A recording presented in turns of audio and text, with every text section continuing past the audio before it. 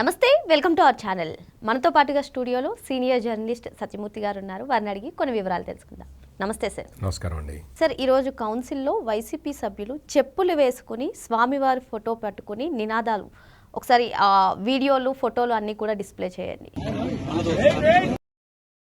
మరి నినాదాలు చేస్తూ వైసీపీ చేస్తున్నటువంటి రాజకీయం ఏంటి? అసలు వైసీపీ మతి భ్రమించిందా? ఇదే సందేహాలు ప్రజల్లో కూడా వ్యక్తమవుతున్నాయి. అసలు ఈ అంశాన్ని ఎలా చూడాలంటారు? వాళ్ళు తిరుపతి లడ్డు కల్తీ నెయ్యి విషయంలో అడ్డంగా దొరికిపోయిన బ్యాచ్, అడ్డంగా దొరికిపోయారు.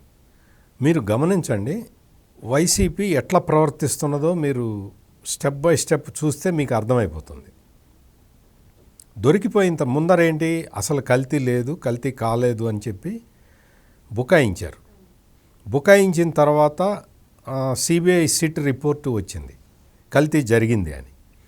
కల్తీ జరిగింది కానీ అందులో జంతు కొవ్వు లేదు కదా అని చెప్పి మళ్ళీ ఎదురుదాడి ప్రారంభించారు. జగన్మోహన్ రెడ్డి అయితే నేరుగా వచ్చేసి కల్తీ జరగలేదు అని చెప్పాడు. కల్తీ జరగలేదు అని చెప్పి జగన్మోహన్ రెడ్డి చెప్పిన కరెక్ట్గా ఒకరోజు తర్వాత వైవి సుబ్బారెడ్డి వచ్చి కల్తీ జరిగిన మాట వాస్తవమే అని ఒప్పుకున్నాడు. జంతు కొవ్వు లేదు అని చెప్పి అతను కూడా చెప్తూ ఉన్నాడు. జంతు కొవ్వు లేదన్నాడు, జంతు కొవ్వు లేదన్నాడు అనే ప్రచారాన్ని అసలు విపరీతంగా చేశారు సోషల్ మీడియాలో ఉంది, వాళ్ళ మెయిన్ స్ట్రీమ్ మీడియాలో కూడా చేశారు. జంతు కొవ్వు లేదు, కల్తీ ఉన్నది. ఆ కల్తీ కూడా లప్సా లాంటి బాత్రూమ్ క్లీనింగు, డిటర్జెంట్లు తయారు చేసే కెమికల్స్ వాడారు అని ఒక ఫ్యాక్ట్ ఎస్టాబ్లిష్ అయిపోయిన తర్వాత across the state, country, across the world మొత్తం ఎవరైతే వెంకటేశ్వర స్వామి భక్తులు ఉంటారో వాళ్ళందరికీ తెలిసిపోయిన తర్వాత ఇప్పుడు ఏం చేశారు, లేటెస్ట్గా ఈ ఇండాపూర్ డైరీని తీసుకొచ్చారు.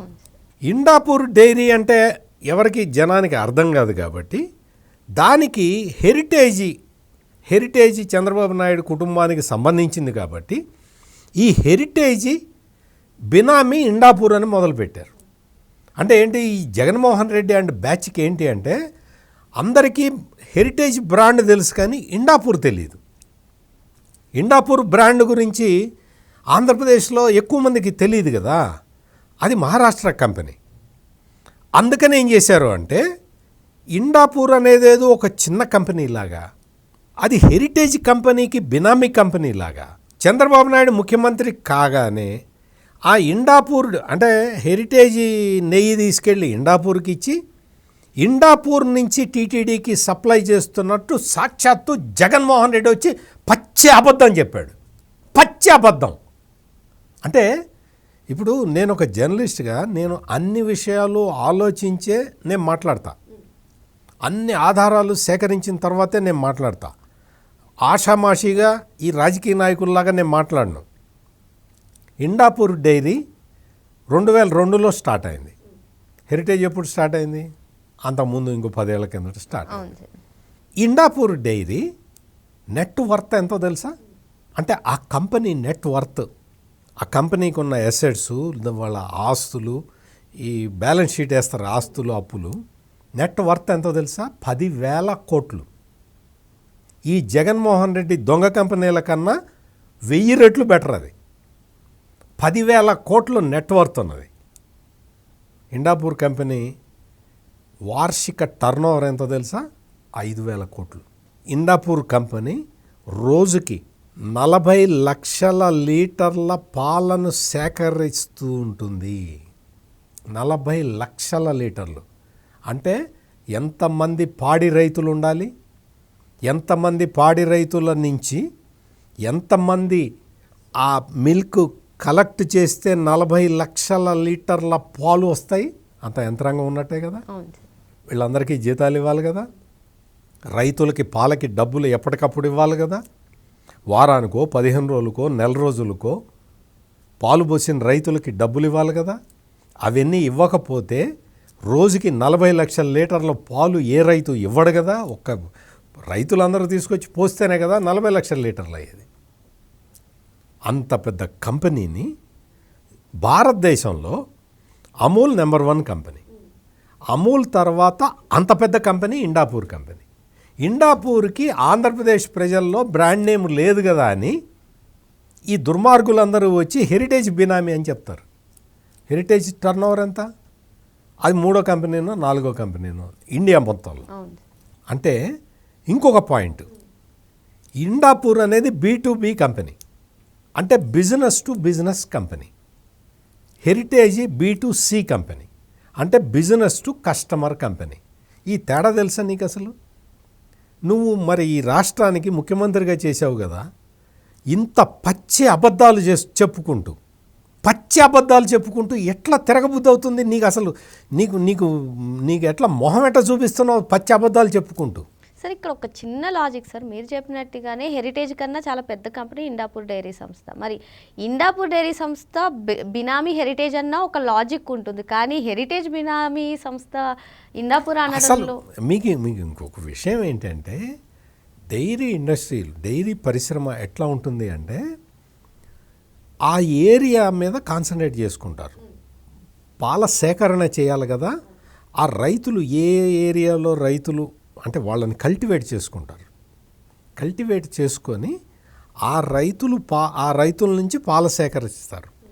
అట్లా ఇప్పుడు అమూల్ డైరీ ఉంది, గుజరాత్లో పాలు సేకరిస్తారు. గుజరాత్ మొత్తం అంటే వైట్ రెవల్యూషన్ అంటారు. ఇవన్నీ చెబితే ఈ వైసీపీ వాళ్ళకి అర్థం కావు, కానీ పాల సేకరణ కోసం గుజరాత్లో మొత్తం దీన్ని పెద్ద ఇదిగా చేసి ఉద్యమంలాగా తీసుకొచ్చారు. ఇప్పుడు సంగం డైరీ ఉంది, సంగం డైరీకి క్యాచ్మెంట్ ఏరియా ఉంటుంది, అక్కడ రైతులు అక్కడ ఇస్తూ ఉంటారు. అట్లాగే హెరిటేజ్కి ఉన్నది, హెరిటేజ్కి వాళ్ళకి వస్తాయి. అట్లాగే ఇండాపూర్ డైరీకి మహారాష్ట్రలో పూణే ప్రాంతంలో వాళ్ళ క్యాచ్మెంట్ ఏరియా ఉంది, వాళ్ళ రైతులు పాలు అక్కడి నుంచి సేకరిస్తారు. నీకు పూణేలో ఉంది, ఆ తిరుపతిలో లేదు అంటే నీకు ఎట్లా చెప్తాలి? ఎట్లా నీకు అర్థమయ్యేలాగా అంటే నిద్రపోయేవాడిని మేల్కొల్పొచ్చు, కానీ నిద్ర నటించేవాడిని ఎట్లా ఇచ్చేస్తావు? నువ్వు తీసుకొచ్చి ఈ రోజున ఈ క్రమంలో ఇండాపూర్ మీద బురద జల్లటం మొదలుపెట్టావు కదా, తద్వారా హెరిటేజ్ మీద బురద జల్లటం మొదలుపెట్టావు కదా. హెరిటేజ్ వాళ్ళు అన్నీ ఆలోచించి ఈ దుర్మార్గపు ప్రచారాన్ని అడ్డుకోవటానికి న్యాయ ప్రక్రియ తప్ప వేరే ఆప్షన్ లేదు హెరిటేజ్కి. వాళ్ళు ఢిల్లీ హైకోర్టులో పిటిషన్ ఫైల్ చేస్తే ఢిల్లీ హైకోర్టు మొత్తం చూసి ఏందా ఇంత అన్యాయంగా, ఇంత దరిద్రంగా, రాజకీయాల కోసం ఇంత దరిద్రమైన ప్రచారం చేస్తారా? చెత్త ఇంక ముందర ఇమ్మీడియట్గా అవన్నీ తీసేయండి, మొత్తం సోషల్ మీడియాలో మీరు పెడుతున్న చెత్త అంతా తీసేయండి అని చెప్పి 100 కోట్ల రూపాయలకి పరువు నష్టం దావా వేయడానికి పర్మిషన్ ఇచ్చేసి వేసేయమని చెప్పింది. ఢిల్లీ హైకోర్టు ఆ జడ్జిమెంట్ ఇచ్చిన తర్వాత, ఆ జడ్జిమెంటు అంటే ముందర జగన్మోహన్ రెడ్డి నిన్న ప్రెస్ కాన్ఫరెన్స్ పెట్టాడు. ఈ ప్రెస్ కాన్ఫరెన్స్ని బడ్జెట్ మీద పెట్టి సాగదీశాడు మొత్తం. ఎందుకో తెలుసా? ఎంత కుట్ర పన్నుతున్నాడనటానికి నేను ఎగ్జాంపుల్స్ ఇంతవరకు 3 పాయింట్లు చెప్పేది 4వ పాయింట్. ఎంత కుట్ర పన్నుతున్నాడు అంటే బడ్జెట్ మీద మాట్లాడటం మొదలుపెట్టాడు. డ్రాగాన్ చేశాడు. ఇతనికి తెలుసు ఢిల్లీ హైకోర్టులో కేసు వచ్చింది, ఆర్గ్యుమెంట్స్ అవుతున్నాయని తెలుసు. ఆర్గ్యుమెంట్స్ అవుతున్నాయి, ఈ ఆర్గ్యుమెంట్స్ ఎటు జడ్జిమెంట్ ఎటు వస్తుందో ఇతనికి ఎక్స్పెక్ట్ చేయలే ఈ జగన్మోహన్ రెడ్డి. జడ్జిమెంట్ గనక హెరిటేజ్కి వ్యతిరేకంగా వచ్చినట్టయితే ఇది మా విజయం అని చెప్పుండేవాడు ఈ జగన్మోహన్ రెడ్డి.